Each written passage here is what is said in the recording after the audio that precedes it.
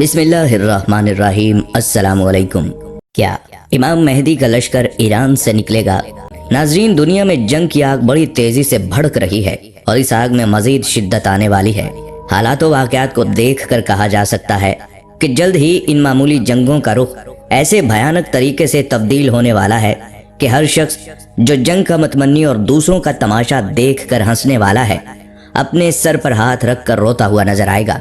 दुनिया में जंगो जदल और खून खराबे की बढ़ती हुई ये कैफियत दुनिया के आखिरी वक्त की जानिब इशारा है और आज की इस वीडियो में हम उसी आखिरी वक्त की एक निशानी, अहम निशानी के खुरूज के बारे में बात करने जा रहे हैं। हम में से बहुत सारे लोग इस बात पर यकीन रखते हैं कि इमाम मेहदी जल्द ही जाहिर होंगे और इनसे पहले दज्जाल जाहिर हो चुका होगा। अलबत्ता एक बात अभी तक वाज़ेह नहीं है कि इमाम मेहदी का लश्कर आखिर कहां से निकलेगा और कहां जाकर क़याम करेगा। आज की इस वीडियो में हम अहादीस मुबारका की मदद से मौजूद दुनिया की तशरीह करते हुए इस बात की खोज लगाने की कोशिश करेंगे। इसके अलावा हम आपको बताएंगे कि दज्जाल का लश्कर कहां से निकलेगा, दज्जाल के साथी कौन कौन होंगे और उनकी क्या क्या निशानियां होंगी, दज्जाल की शक्ल सूरत कैसी होगी, दज्जाल के मकर क्या क्या होंगे, वो कहां मौजूद है और उसको कौन कत्ल करेगा। इन तमाम बातों के बारे में जानने के लिए वीडियो को स्किप किए बगैर आखिर तक लाजमी देखिएगा और अगर आप हमारे चैनल पर नए हैं तो सबसे पहले हमारे चैनल को सब्सक्राइब कर लें। आइए चलकर वीडियो का बाकायदा आगाज करते हैं। नाज़रीन, हमारे आका हजरत मोहम्मद सल्लल्लाहु अलैहि वसल्लम का फरमाने आली शान है कि मेहदी मेरी औलाद में से एक शख्स होगा जो शक्लो सूरत में मुझसे मुशाबे होगा और उसके हालात भी मुझसे मिलते जुलते होंगे। जब दुनिया का आखिरी वक्त नजदीक आ जाएगा तब वो पैदा होगा और वो भी अपनी हैसियत से अनजान रहेगा, यहाँ तक कि दज्जाल का ज़हूर हो जाएगा और दुनिया भर से मुसलमान मक्का और मदीना के दो शहरों की जानिब दौड़ पड़ेंगे ताकि इन शहरों में पनाह लेकर दज्जाल के फितने से बचा जा सके। इन्हीं दिनों जब दज्जाल जाहिर हो चुका होगा और पूरी दुनिया पर अपना कब्जा मुस्तहकम करने में मसरूफ होगा, मेरी उम्मत के सालिहीन खाना काबा में तवाफ के दौरान मेहदी को पहचान लेंगे और बड़े इसरार से उनके हाथ पर बैत करेंगे। इस बैत के बाद मेहदी मेरी उम्मत की रहनुमाई करेंगे ताकि इस बड़े दज्जाली फितने पर काबू पाया जा सके। नबी करीम सल्लल्लाहु अलैहि वसल्लम के इरशाद मुबारक के मुताबिक यहाँ तक एक बात तो वाज़ेह हो गई कि इमाम मेहदी का ज़हूर खाना काबा में तवाफ के दौरान औलिया कराम और सालेहीन की एक जमात के हाथों होगा जो उन्हें पहचान कर उनके हाथ पर बैत कर लेंगे। अब हम नबी सल्लल्लाहु अलैहि वसल्लम की एक दूसरी हदीस की जानिब आते हैं जिसका मफहूम ये है कि क़यामत उस वक्त तक कायम नहीं होगी जब तक खरासान से काले झंडों का एक लश्कर न निकले और इनका रास्ता कोई भी नहीं रोक सकेगा, यहाँ तक कि वो शाम के शहर इलिया यानी मौजूदा बैतुल मुक़द्दस के शहर यरूशलेम में जाकर पड़ाव डाल दें और वहाँ पर मेहदी की सरदारी में दज्जाल की फौजों से मुकाबला करें। इससे एक बात और वाज़ेह हो जाती है कि इमाम मेहदी का लश्कर इब्तिदा में बहुत छोटा होगा और दज्जाल का लश्कर बहुत बड़ा होगा। अब हम नबी करीम सल्लल्लाहु अलैहि वसल्लम की अहादीस की रोशनी में ये कयास कर सकते हैं कि इमाम मेहदी अपने साथ मुयस्सर आने वाले तमाम लोगों को लेकर मक्का से निकलकर शाम के शहर यानी मौजूदा यरूशलेम जहां पर बैतुल मुक़द्दस है और मस्जिद अक्सा वाक़या है पहुंच जाएंगे। इमाम मेहदी के ज़हूर की खबर आनन फानन ऐसे ही पूरी दुनिया में फैल जाएगी जैसे दज्जाल के ज़हूर की खबर दुनिया में फैली होगी। अलबत्ता मुख्तलिफ अहादीस की बयान करदा निशानियों के मुताबिक हम इस बात का अंदाज़ा बड़ी आसानी से लगा सकते हैं कि दुनिया में मौजूद बेहयाई और फहाशी से लबरेज हालात की वजह से मुसलमानों का ईमान बहुत कमज़ोर हो चुका होगा और वो जोग दर जोग दज्जाल के लश्कर में शामिल हो चुके होंगे। इसलिए बहुत कम ऐसे मुसलमान होंगे जो इमाम मेहदी के यरूशलेम पहुंचने तक उनके साथ होंगे।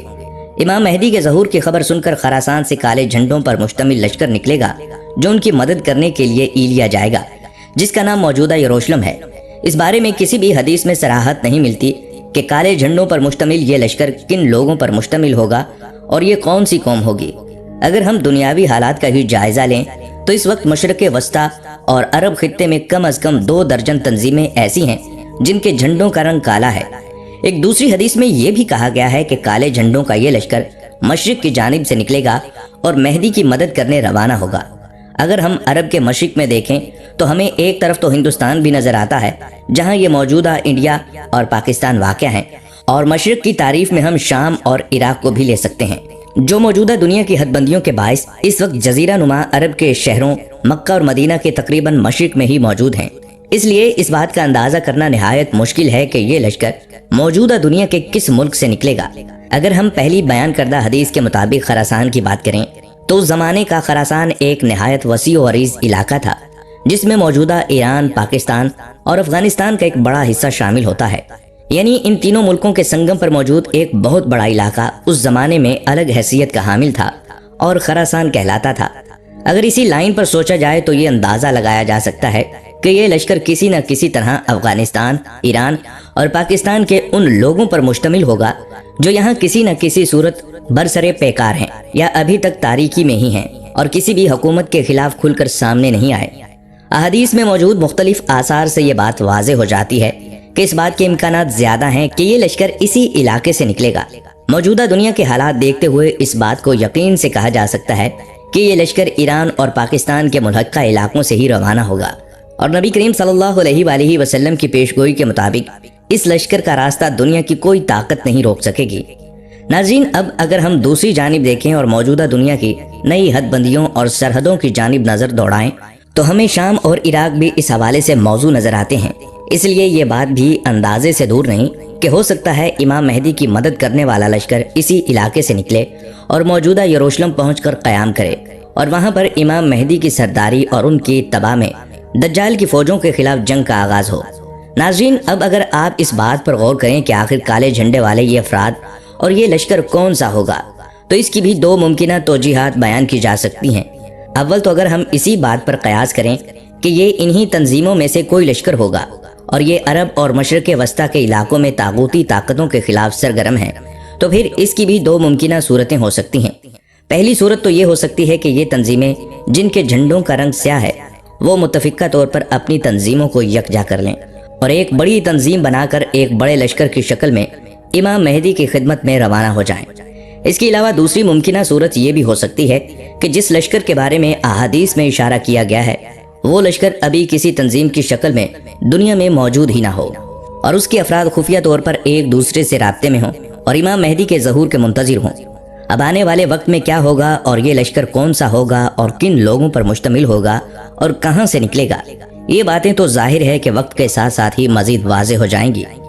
नाज़रीन इकराम, रसूल पाक सल्लल्लाहु अलैहि वसल्लम ने कुर्ब क़यामत की निशानियां बताते हुए ये इरशाद फरमाया, मशरिक़ की जानिब से ऐसे लोग बरामद होंगे जो इलाकों के इलाके फतह करते हुए मेहदी की मदद यानी उनकी हुकूमत को मुस्तहकम करने के लिए पहुंचेंगे। इमाम ज़ाहरी कहते हैं कि मुझे ये रिवायत पहुंची है कि काले झंडे खरासान से निकलेंगे तो जब वो खरासान की घाटी से उतरेंगे तो इस्लाम की तलब में उतरेंगे और कोई चीज़ उनके आड़े नहीं आएगी सिवाय अहले अजम के झंडों के जो मगरिब से आएंगे। इस रिवायत से ये भी वाज़े होता है कि खरासान से निकलने वाले लश्कर का अल्लाह की ज़मीन पर अल्लाह का निज़ाम के अलावा उनका कोई ज़ाती मुफाद ना होगा, लिहाजा इब्लीसी कुव्वतें कहाँ बर्दाश्त करेंगी। सो उनके मुकाबले के लिए तमाम कुफर जमा हो जाएगा।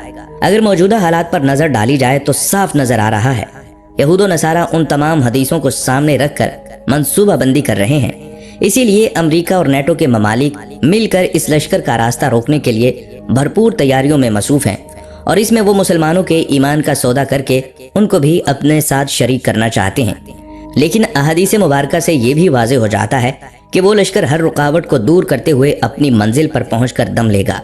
अब मुसलमानों को सोचना चाहिए कि वो किस गिरोह के साथ अपनी हमदर्दी को शामिल करते हैं, अल्लाह के मुजाहिदीन के खरासानी लश्कर के साथ या उस लश्कर को रोकने के लिए इब्लीसी कुव्वतों के साथ।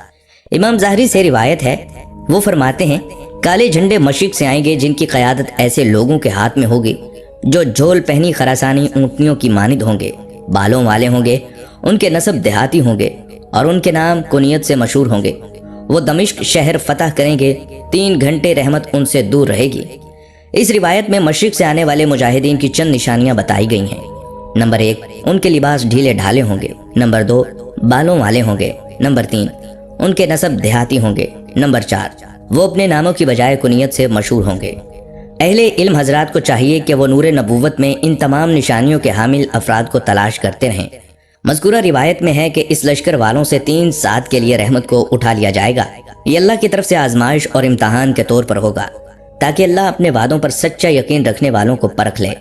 दोस्तों, एक और जगह प्यारे आका हजरत मोहम्मद सल्लल्लाहु अलैहि वसल्लम ने फरमाया, जब तुम देखो कि काले झंडे खरासान की तरफ से आए हैं तो उनमें शामिल हो जाना, क्योंकि उनमें अल्लाह के खलीफा मेहदी होंगे। जब तुम देखो कि खरासान से स्याह झंडे आ रहे हैं तो उनकी तरफ आना, खा तुम्हें बर्फ पर से कोल्हों के बल आना पड़े। اللہ کے رسول صلی اللہ علیہ وآلہ وسلم اپنی امت کو پہلے ہی حکم فرما رہے ہیں کہ اس لشکر میں شامل ہو جانا آخرت کے بڑے سودے کی خاطر دنیا کے چھوٹے سودے کو قربان کر کے کامیاب تاجر ہونے کا ثبوت دینا۔ دیکھنا ماں کی ممتا، رفیق حیات کے آنسو یا پھر جگر کے ٹکڑوں کے چہرے کہیں میرے اور میرے پیارے جانثار صحابہ کی محبت کے راستے میں رکاوٹ نہ بن جائیں۔ شہروں کے اجالے کی چکا چوند کہیں تمہیں پہاڑوں کے اندھیرے میں جانے سے روک نہ دیں۔ گارے اور مٹی کے گھر کو مسمار ہونے سے بچانے کے لیے اپنی آخرت کے محلوں کو تباہ نہ کر دینا۔ جیل کی کال کوٹھڑیوں سے ڈر کر دجالی قوتوں کے سامنے سر نہ جھکا دینا، کیونکہ قبر سے بڑی اور خطرناک کال کوٹھڑی کوئی نہیں۔ آپ صلی اللہ علیہ وآلہ وسلم نے فرمایا کہ کچھ بھی ہو کسی چیز کی پرواہ نہ کرنا، بس اس لشکر میں شامل ہو جانا۔ حتیٰ کہ دوسری حدیث میں فرمایا اگر برف پر گھسیٹ کر بھی آنا پڑے تو اس لشکر میں ضرور شامل ہو جانا۔ یہ بات بھی ذہن نشین رہے، اگر برف پر زیادہ دیر چلا جائے تو پاؤں جلنے کا خطرہ ہو جاتا ہے، اور برف کا جلا آگ کے جلے سے کئی زیادہ اذیت ناک ہوتا ہے۔ اس کے باوجود آپ صلی اللہ علیہ وآلہ وسلم نے فرمایا کہ ایمان کو بچانے کے لیے برف پر بھی چل کر آنا پڑے تو ضرور آنا۔ پہلی حدیث میں جو ذکر ہے کہ اس میں مہدی ہوں گے، تو اس سے مراد یہ ہے کہ یہ جماعت حضرت مہدی کی ہوگی اور عرب پہنچ کر حضرت مہدی کے ساتھ شامل ہو جائے گی، اور اس کے معنی یہ بھی ہو سکتے ہیں کہ حضرت مہدی خود بھی اس جماعت میں شامل ہوں گے، لیکن اس وقت تک لوگوں کو ان کے مہدی ہونے کا علم نہ ہو، اور بعد میں حرم شریف پہنچ کر ان کا ظہور ہو، واللہ عالم۔ اس بات کا اشارہ ایک حدیث سے اور ملتا ہے کہ مشرق سے جانے والا لشکر حجاز مقدس کی عمارت کا سوال کریں گے، مگر انکار کی صورت میں وہ جنگ کریں گے، پھر وہ حضرت مہدی کو عمارت کے عہدے پر فائز کریں گے۔ حضرت عبداللہ رضی اللہ تعالیٰ عنہ سے روایت ہے، وہ کہتے ہیں کہ ہم رسول پاک صلی اللہ علیہ وآلہ وسلم کے پاس تشریف فرما تھے کہ بنی ہاشم کے کچھ نوجوان آئے، جن کو دیکھ کر آپ صلی اللہ علیہ وآلہ وسلم کی آنکھیں سرخ ہو گئیں اور چہرے کا رنگ تبدیل ہو گیا۔ حضرت عبداللہ رضی اللہ تعالیٰ عنہ کہتے ہیں، میں نے عرض کیا آپ صلی اللہ علیہ وآلہ وسلم کے چہرے پر ناپسندیدگی کے اثرات دیکھ رہے ہیں۔ آپ صلی اللہ علیہ وآلہ وسلم نے فرمایا، اہل بیت کے لیے اللہ نے دنیا کے مقابلے میں آخرت کو پسند کیا ہے، اور یقیناً میرے اہل بیت کو آزمائشوں، جلاوطنی اور بے بسی کا سامنا ہوگا، یہاں تک کہ مشرق سے کچھ مجاہدین لوگ آئیں گے جن کے جھنڈے کالے ہوں گے۔ چنانچہ وہ مجاہدین امارت یعنی حکومت کا سوال کریں گے، لیکن یہ بنو ہاشم ان کو امارت نہیں دیں گے، سو وہ جنگ کریں گے اور اس پر ان کی غیبی مدد کی جائے گی، اور وہ غلبہ پالیں گے تو بنو ہاشم ان کو امارت دے دیں گے، لیکن وہ اس کو قبول نہیں کریں گے، اور وہ میرے اہل بیت میں سے ایک شخص یعنی مہدی کو امارت دیں گے، جو زمین کو عدل و انصاف سے اس طرح بھر دے گا جیسے وہ اس سے پہلے ناانصافی سے بھری ہوئی تھی۔ تو تم میں سے جو بھی اس وقت موجود ہو ان مجاہدین کے ساتھ شامل ہو جائے، خواہ برف پر گھسٹ کر بھی آنا پڑے۔ رسول اللہ صلی اللہ علیہ وآلہ وسلم نے فرمایا، میری امت کے دو لشکروں پر اللہ نے جہنم کی آگ قرار دی ہے، ایک وہ لشکر جو ہندوستان پر حملہ کرے گا اور دوسرا جو عیسیٰ ابن مریم کا ساتھ دے گا۔ میری امت کے کچھ لوگ ہندوستان سے جنگ کریں گے، اللہ تعالیٰ ان کو فتح عطا فرمائے گا، حتیٰ کہ وہ ہندوستان کے بادشاہوں کو بیڑیوں میں جکڑے ہوئے پائیں گے۔ اللہ ان مجاہدین کی مغفرت فرمائے گا، اور جب وہ شام کی طرف پلٹیں گے تو عیسیٰ کو وہاں موجود پائیں گے۔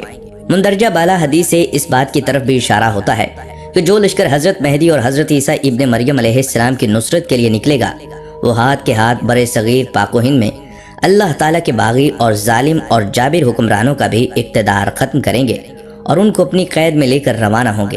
یہی وجہ ہے کہ جلیل القدر صحابی حضرت ابو ہریرہ رضی اللہ تعالیٰ عنہ نے اس لشکر میں شرکت کی خواہش کا اظہار کرتے ہوئے نبی صلی اللہ علیہ وآلہ وسلم کو نقل فرمایا، ضرور تمہارا ایک لشکر ہندوستان سے جہاد کرے گا، اللہ ان مجاہدین کو فتح عطا فرمائے گا، حتیٰ کہ وہ ان یعنی ہندوستانیوں کے بادشاہوں کو بیڑیوں میں جکڑ کر لائیں گے، اور اللہ ان مجاہدین کی مغفرت فرما دے گا۔ پھر جب وہ مسلمان واپس پلٹیں گے تو حضرت عیسیٰ کو شام میں پائیں گے۔ اس پر حضرت ابو ہریرہ رضی اللہ تعالیٰ عنہ فرماتے ہیں، اگر میں نے وہ غزوہ پایا تو اپنا نیا اور پرانا سب مال بیچ دوں گا اور اس میں شرکت کروں گا۔ جب اللہ تعالیٰ نے ہمیں فتح عطا کر دی اور ہم واپس پلٹ آئے تو میں ایک آزاد ابو ہریرہ ہوں گا جو ملک شام میں اس شان سے آئے گا کہ وہاں عیسیٰ ابن مریم کو پائے گا۔ یا رسول اللہ صلی اللہ علیہ وآلہ وسلم، اس وقت میری شدید خواہش ہوگی کہ میں ان کے پاس پہنچ کر انہیں بتاؤں کہ میں آپ صلی اللہ علیہ وآلہ وسلم کا صحابی ہوں۔ راوی کا بیان ہے کہ رسول اللہ صلی اللہ علیہ وآلہ وسلم یہ بات سن کر مسکرا پڑے اور ہنس کر فرمایا، بہت مشکل، بہت مشکل۔ چنانچہ ایک جگہ اور حضرت ابو ہریرہ رضی اللہ تعالیٰ عنہ سے مروی ہے کہ میرے جگری دوست رسول اللہ صلی اللہ علیہ وآلہ وسلم نے مجھ سے فرمایا کہ اس امت میں سندھ اور ہند کی طرف لشکروں کی روانگی ہوگی۔ اس پر حضرت ابو ہریرہ رضی اللہ تعالیٰ عنہ فرماتے ہیں، اگر مجھے کسی اور ایسی مہم میں شرکت کا موقع ملا اور میں شہید ہو گیا تو ٹھیک، اگر واپس لوٹا تو ایک آزاد ابو ہریرہ ہوگا جسے اللہ تعالیٰ نے جہنم سے آزاد کر دیا ہوگا۔ ایک اور روایت میں حضرت ابو ہریرہ رضی اللہ تعالیٰ عنہ سے مروی ہے کہ نبی صلی اللہ علیہ وآلہ وسلم نے ہم سے غزوہ ہند کا وعدہ فرمایا۔ آگے حضرت ابو ہریرہ رضی اللہ تعالیٰ عنہ فرماتے ہیں، اگر مجھے اس میں شرکت کا موقع مل گیا تو میں اپنی جان و مال اس میں خرچ کر دوں گا، اگر قتل ہو گیا تو میں افضل شہداء میں شمار ہوں گا، اور اگر واپس لوٹ آیا تو ایک آزاد ابو ہریرہ ہوں گا۔ ناظرین کرام، یہ تھا تذکرہ امام مہدی اور ان کے لشکر کا۔ اب بات کی جائے دجال کے خروج کی۔ حدیث مبارکہ میں ہے کہ حضرت انس بن مالک رضی اللہ تعالیٰ عنہ سے روایت ہے کہ رسول اللہ صلی اللہ علیہ وآلہ وسلم نے فرمایا، اصبہان کے یہودیوں میں سے 70,000 یہودی دجال کی پیروی کریں گے، ان کے جسموں پر تنسان کی ہوائیں ہوں گی۔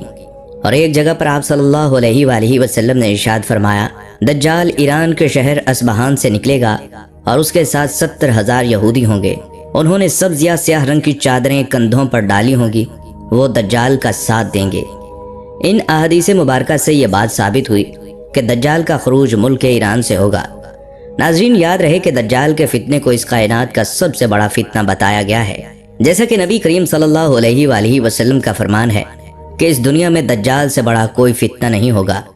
یہاں آپ کو دجال کے بارے میں مکمل تفصیل بتاتے ہیں کہ دجال کی شکل و صورت کیسی ہوگی، دجال کے مکر کیا ہوں گے، وہ کہاں موجود ہے اور کہاں سے اس کا ظہور ہوگا اور اس کا قتل کون کرے گا۔ روایات میں آتا ہے دجال ایک نوجوان مرد ہوگا، وہ بھاری بھرکم جسم اور سرخ رنگت کا مالک ہوگا، عوام میں اس کا لقب مسیح ہوگا، بروایت صحیح بخاری۔ وہ ایک آنکھ سے کانا ہوگا، اس کے بال چھوٹے اور گھنگریالے ہوں گے، سواری میں ایک بڑا گدھا ہوگا۔ اولاً اس کا ظہور ملک عراق اور شام کے درمیان ہوگا، جہاں وہ نبوت اور رسالت کا دعویٰ کرتا ہوگا، پھر وہاں سے اصفہان چلا جائے گا، یہاں اس کے ہمراہ 70,000 یہودی ہوں گے، یہیں سے خدائی کا دعویٰ کر کے چاروں طرف فساد برپا کرے گا اور زمین کے اکثر مقامات پر گشت کر کے لوگوں سے اپنے آپ کو خدا منوائے گا۔ ناظرین، کہتے ہیں کہ لوگوں کی آزمائش کے لیے خداوند کریم اس سے بڑے بڑے عجیب و غریب کام ظاہر کرائے گا۔ اس کی پیشانی پر لفظ کاف فے رے لکھا ہوگا، جس کی شناخت اہل ایمان ہی کر سکیں گے۔ اس کے ساتھ ایک آگ ہوگی جس کو دوزخ سے تعبیر کرے گا، اور ایک باغ ہوگا جس کو جنت کہے گا، مخالفین کو آگ میں اور موافقین کو جنت میں ڈالے گا۔ اس کے پاس کھانے پینے کی چیزوں کا بڑا ذخیرہ ہوگا، جس کو چاہے گا دے گا، جو فرقہ اس کا مخالف ہوگا تو اس سے اشیاء مذکورہ بند کر دے گا۔ اسی قسم کی بہت سی ایذائیں مسلمانوں کو پہنچائے گا، مگر خدا کے فضل سے اللہ کا ذکر اور تسبیح و تقدیس مسلمانوں کو کھانے پینے کا کام دے گی۔ روایات کے مطابق اس کے ظاہر ہونے سے 2 سال پہلے قحط رہ چکا ہوگا، اور تیسرے سال دوران قحط ہی اس کا ظہور ہوگا۔ کہتے ہیں اس کے ساتھ جنت اور دوزخ بھی ہوگی، لیکن حقیقت میں وہ جنت دوزخ ہوگی اور دوزخ جنت ہوگی۔ تو جو شخص اس کی دوزخ میں ڈالا جائے، اسے چاہیے کہ وہ سورہ کہف کی ابتدائی آیات پڑھے، تو وہ دوزخ اس کے لیے ایسا ہی باغ ہو جائے گی جیسے حضرت ابراہیم علیہ السلام پر ہوئی تھی۔ ناظرین، روایت کے مطابق اس کا ایک فتنہ یہ بھی ہوگا کہ وہ ایک دیہاتی سے کہے گا کہ اگر میں تیرے ماں باپ کو زندہ کر دوں تو کیا تو مجھے خدا مانے گا؟ وہ کہے گا ہاں۔ تو 2 شیطان اس کے ماں باپ کی صورت بنا کر آئیں گے اور اس سے کہیں گے کہ بیٹا اس کی اطاعت کرو، یہ تیرا رب ہے۔ اور فرمایا ایک فتنہ دجال کا یہ ہے کہ ایک شخص کو مار کر اور اس کو چیر کر 2 ٹکڑے کر دے گا اور کہے گا، دیکھو اب میں اس بندے کو ملاتا ہوں، تو کیا اس کے بعد بھی میرے علاوہ کسی کو دوسرا خدا مانو گے؟ خدا تعالیٰ اس دجال کا فتنہ پورا کرنے کے لیے اسے دوبارہ زندہ کر دے گا۔ دجال اس سے پوچھے گا، بتا تیرا رب کون ہے؟ تو وہ کہے گا، میرا رب اللہ ہے اور تو خدا کا دشمن دجال ہے۔ خدا کی قسم، اب تو مجھے تیرے دجال ہونے کا پورا یقین ہو گیا۔ اور یہ بھی فرمایا کہ دجال کا ایک فتنہ یہ بھی ہوگا کہ دجال آسمان کو حکم کرے گا تو مینا برسائے گا، اور زمین کو حکم دے گا تو وہ سبزہ اگائے گی، اور اس روز چرنے والے جانور خوب موٹے تازے ہوں گے، کوکھیں بھری ہوں گی، تھن دودھ سے لبریز ہوں گے۔ سوائے مکہ معظمہ اور مدینہ منورہ کے کوئی خطہ زمین کا ایسا نہ ہوگا جہاں دجال نہ پہنچا ہوگا۔ مکہ اور مدینہ میں داخل ہوتے وقت فرشتے اس کو ننگی تلواروں سے روکیں گے۔ دجال کے بارے میں ایک تفصیلی روایت میں حضرت ابو امامہ رضی اللہ تعالیٰ عنہ فرماتے ہیں کہ نبی کریم صلی اللہ علیہ وآلہ وسلم نے ہم کو خطبہ دیا اور ایک لمبی تقریر فرمائی، اس میں دجال کا حال بھی بیان کیا۔ آپ صلی اللہ علیہ وآلہ وسلم نے فرمایا، جب سے اللہ تعالیٰ نے اولاد آدم کو پیدا کیا ہے اس وقت سے اب تک دجال کے فتنے سے بڑھ کر کوئی فتنہ پیدا نہیں فرمایا۔ تمام انبیاء اپنی امتوں کو دجال سے خوف دلاتے رہے ہیں، چنانچہ انبیاء کرام کے آخر میں میں ہوں اور تم بھی میری آخری امت ہو، اس لیے دجال تم ہی لوگوں میں پیدا ہوگا، اور اگر میری زندگی میں ظاہر ہو جاتا تو میں تم سب کی جانب سے اس کا مقابلہ کرتا، لیکن چونکہ وہ میرے بعد ظاہر ہوگا اس لیے ہر شخص اپنے نفس کی جانب سے اپنا بچاؤ کر لے، اللہ میری جانب سے اس کا محافظ ہوگا۔ اور مزید فرمایا، سنو، دجال شام و عراق کے مابین سے ہوگا اور اپنے دائیں بائیں ملکوں میں فساد پھیلائے گا۔ اے اللہ کے بندو، ایمان پر ثابت قدم رہنا، میں تم کو اس کی وہ حالت سناتا ہوں جو مجھ سے پہلے کسی نے بھی بیان نہیں کی۔ پہلے تو وہ نبوت کا دعویٰ کرے گا اور پھر کہے گا میں خدا ہوں، نعوذ باللہ۔ تم مرنے سے پہلے خدا کو نہیں دیکھ سکتے، پھر دجال کیسے خدا ہوا؟ اس کے علاوہ وہ کانا ہوگا، تمہارا رب کانا نہیں۔ اس کی پیشانی پر کاف فے رے لکھا ہوگا، جسے ہر مومن عالم یا جاہل سب پڑھ لیں گے۔ نبی صلی اللہ علیہ وآلہ وسلم نے فرمایا، پس جب دجال ویرانے پر سے گزرے گا تو اسے حکم دے گا کہ اپنے خزانے نکال، تو اس کے خزانے اس کی ایسی تباہ کریں گے جیسے شہد کی مکھیاں اپنے سردار کی اتباع کرتی ہیں۔ ناظرین، جہاں تک بات ہے دجال کے قتل کی اور اس سے پہلے لڑی جانے والی لڑائیوں کی، تو اس حوالے سے یہ تفصیلی حدیث پاک ملاحظہ کیجیے۔ حضرت ابو ہریرہ رضی اللہ تعالیٰ عنہ بیان کرتے ہیں کہ رسول پاک صلی اللہ علیہ وآلہ وسلم نے فرمایا، قیامت اس وقت تک قائم نہیں ہوگی جب تک کہ اہل روم آماق یا دابق کے مقام پر نہ پہنچ جائیں، پھر ان سے لڑنے کے لیے اس زمانے کے بہترین لوگوں کا ایک لشکر مدینہ منورہ سے روانہ ہوگا۔ جب دونوں لشکر آمنے سامنے صف بستہ ہوں گے تو رومی کہیں گے کہ ہمارے پاس جو آدمی قید کیے گئے ہیں اور اب وہ مسلمان ہو چکے ہیں، انہیں اور ہمیں تنہا چھوڑ دو، ہم ان سے جنگ کریں گے۔ مسلمان کہیں گے، نہیں واللہ، ہم ہرگز اپنے بھائیوں کو تمہارے حوالے نہیں کریں گے۔ اس پر وہ ان سے جنگ کریں گے۔ اب ایک تہائی مسلمان تو بھاگ کھڑے ہوں گے جن کی توبہ اللہ کبھی قبول نہیں کرے گا، یعنی انہیں توبہ کی توفیق ہی نہ ہوگی۔ ایک تہائی مسلمان قتل ہو جائیں گے جو اللہ کے نزدیک افضل شہداء یعنی بہترین شہداء قرار پائیں گے، اور باقی ایک تہائی مسلمان فتح حاصل کر لیں گے، جس کے نتیجے میں یہ آئندہ ہر قسم کے فتنوں سے محفوظ رہیں گے۔ اس کے بعد ہی جلد یہ لوگ قسطنطنیہ فتح کر لیں گے اور اپنی تلواریں زیتون کے درخت پر لٹکا کر ابھی یہ لوگ مال غنیمت تقسیم ہی کر رہے ہوں گے کہ شیطان ان میں چیخ کر یہ آواز لگائے گا کہ مسیح یعنی دجال تمہارے پیچھے تمہارے گھروں اور بستیوں میں گھس گیا ہے۔ یہ سنتے ہی یہ لشکر دجال کے مقابلے کے لیے قسطنطنیہ سے روانہ ہو جائے گا، لیکن یہ خبر غلط ہوگی۔ جب یہ لوگ شام پہنچیں گے تو دجال واقعی نکل آئے گا۔ وہاں ابھی مسلمان جنگ کی تیاری اور صفیں درست کرنے میں ہی مشغول ہوں گے کہ نماز فجر کی اقامت ہو جائے گی اور ماں بعد عیسیٰ ابن مریم علیہ السلام نازل ہو جائیں گے اور مسلمانوں کے امیر کو ان کی امامت کا حکم فرمائیں گے۔